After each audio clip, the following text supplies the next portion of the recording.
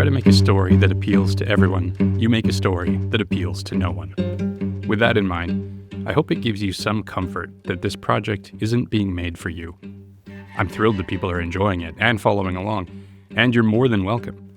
This story is available to everyone, but I'm making it for myself. Specifically, myself at age 13.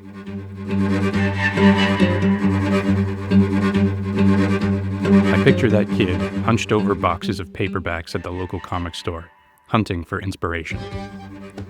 This project is an attempt to create the thing I was always hoping to discover. While I won't be able to send dead gods back in time for him to dig up, my hope is that it can be unearthed by the next kid. Also, yes, this is a shot of the shipwright lodging one of his bronze stakes into the dragon's skull. Not a killing blow, but it gives him something to hold on to, and it sets him up for a good finisher.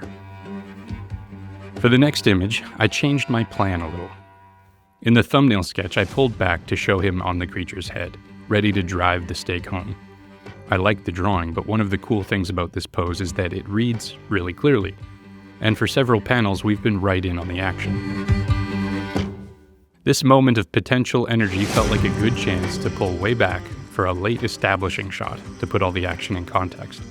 It's also a great opportunity to show just how perilous the shipwright situation really is. But then, as I was pulling back, I realized that if I went just a little further, I could touch in with Bastian on his assignment. I sketched in the figures and shuffled them around a bit, looking for an arrangement that read well and created a feeling of depth. With the characters in place, I could flesh out the jungle as well as some of the giant statues in the background.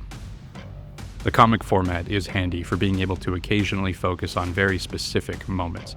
The previous panel is a great example, where the image's only job is to show a metal spike being slammed into a giant cranium. For wider shots like this, I really enjoy filling them with as much story as I can. The girl is sprinting away, not only from the dragon, but also from the intimidating sheepdog that's been barking at her heels. Bastian pauses to look back longingly at the fight he's missing. His master is formidable, but he's also slower, and the only weapons he has are those he carries with him.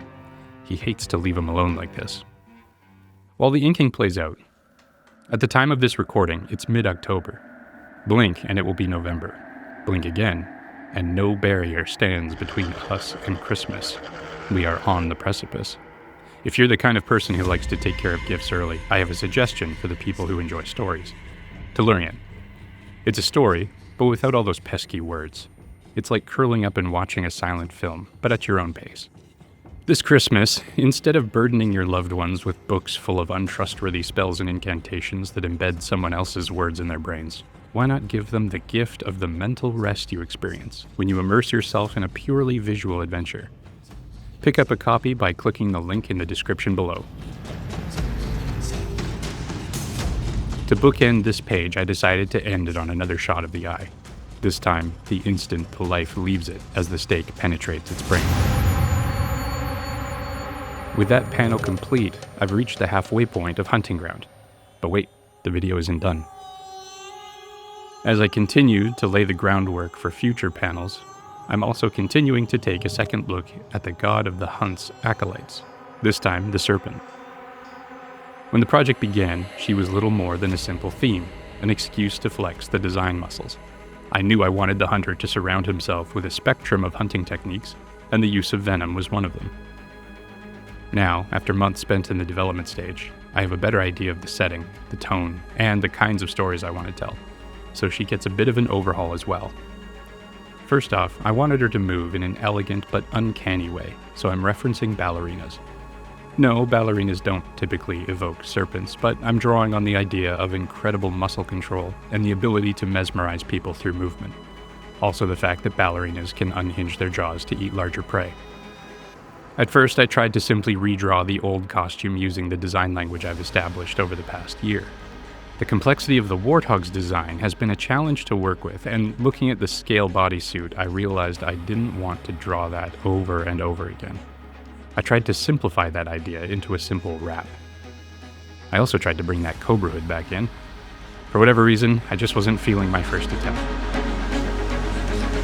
I decided to scrap it and try another version. Similar idea, it was a simple redraw of the old outfit. To replace the skin wrappings, I thought that maybe I could get away with a full-body black tattoo vaguely reminiscent of dark snakeskin.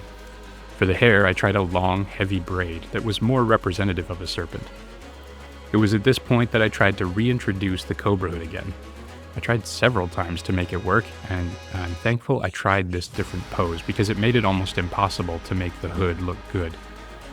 That's the kind of thing I want to discover at this stage, because when she enters the story, she'll be doing all kinds of stuff that'll make that hood look terrible. I'm trying to be ruthless with myself and cut things that don't work, so the hood had to go. Besides, she's not really a cobra. She's actually inspired by the Leophis, a prehistoric venomous snake. The full-body tattoo idea felt a bit too arbitrary, so I tried those wraps again. The idea of snakeskin mummy wrappings is pretty cool, but it still didn't feel intentional enough. I could tell I was running into a wall, and when that happens, you've got to go back to the basics. I thought about who she is when we'll meet her, and what features are necessary to communicate that information. Started doodling, trying not to get too precious about any particular details. The snake braid is a great feature, and by emphasizing it, her head becomes the head of this unsettling hair serpent. Imagine her swimming towards you through a dark swamp, braid floating on the surface behind her, looking like some mythical abomination. For her body wraps, I knew I couldn't leave them blank, and the generic wraps weren't working. I decided to create a simplified scale pattern, flat across her torso and upper limbs with angled wrappings along the edges. Still reptilian, but easier to manage than the literal snakeskin suit she started with. With that, I have an updated take on the hunter's prize assassin. People who get in his way are visited by the serpent, and they either get out of his way, or they're found cold, with foam at the corners of their mouths. She also helps to keep the other acolytes in line.